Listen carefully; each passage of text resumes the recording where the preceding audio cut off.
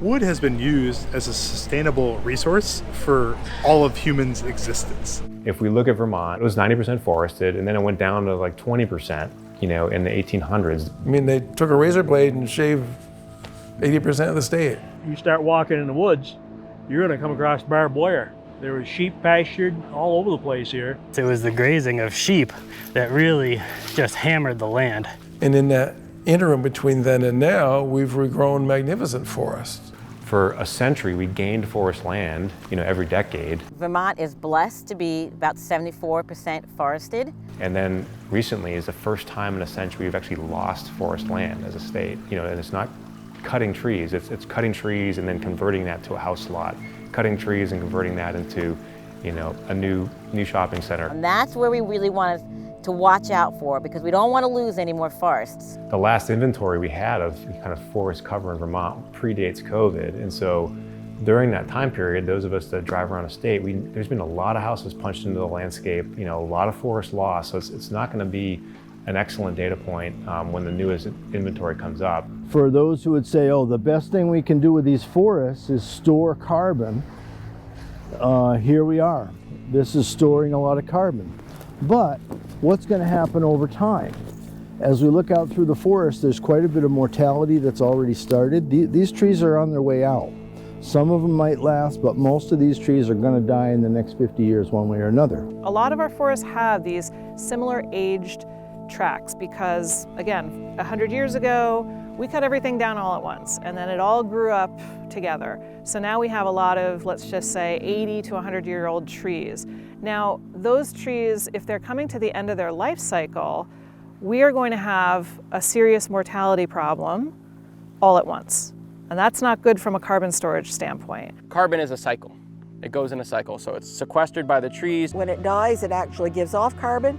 Old growth forest, yes, it stores carbon, but it eventually becomes a carbon source rather than a carbon sink. A carbon sink is a forest that sucks in, sequesters more carbon than it emits. In Vermont, we have more sequestration, so the trees are absorbing more carbon than they're releasing when we do logging. Not all of the carbon we remove from the forest is immediately lost.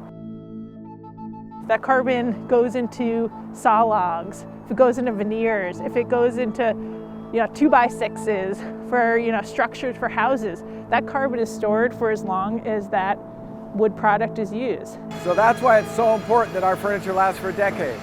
We are refinishing furniture we made 20, 30, and 40 years ago for the grandchildren of the people who originally bought it. We certainly have houses in Vermont that are storing carbon for hundreds of years.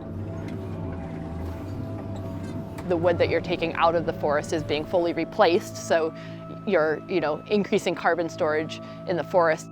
If you're then using that wood as building material, it's actually doubly storing carbon because the carbon is stored in the wood while also housing people.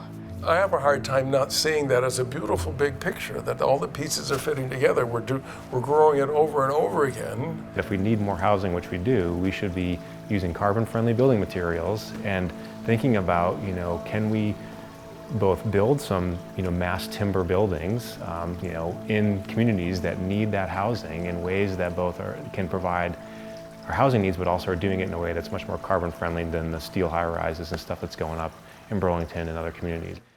If we're not using wood, what are we using? And we're using plastic, we're using steel, we're using concrete, which has a much heavier impact on the environment. There's not a lot of alternatives to fossil fuels, and wood is one of them. When we use wood in our buildings and for our heat and for our products, we can actually help reduce our fossil fuel consumption. It's very different than what's in your iPhone, very different than what's in a solar panel, very different than what's in a wind turbine or in a steel beam. All those things are resources that are not renewable. From the packages that they receive, from paper, we can add the bathroom, our flooring, our buildings. It keeps you warm in the wintertime. It's a very affordable source of many different aspects of your life. There's never going to be a time when we just don't consume resources anymore. If we do not harvest or manage forests in Vermont, we will have a preserve, and we're going to push our impacts elsewhere. So that means more fossil fuels to bring it in.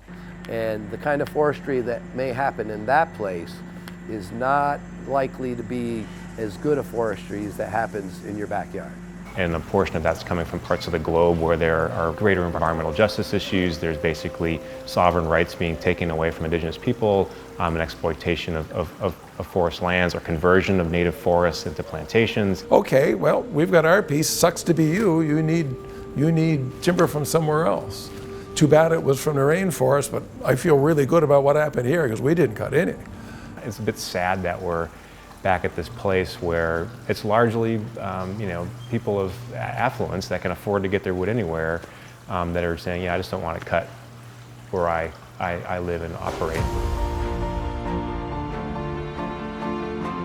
Timber harvesting is sustainable in Vermont. And if we value those forests, we need to value the whole system, the whole forest economy that supports them. It's critical that our voters understand what's going on around them in rural Vermont. A lot of times, the narrative that seems like it makes the most sense when you hear it is not going to be the one that's true.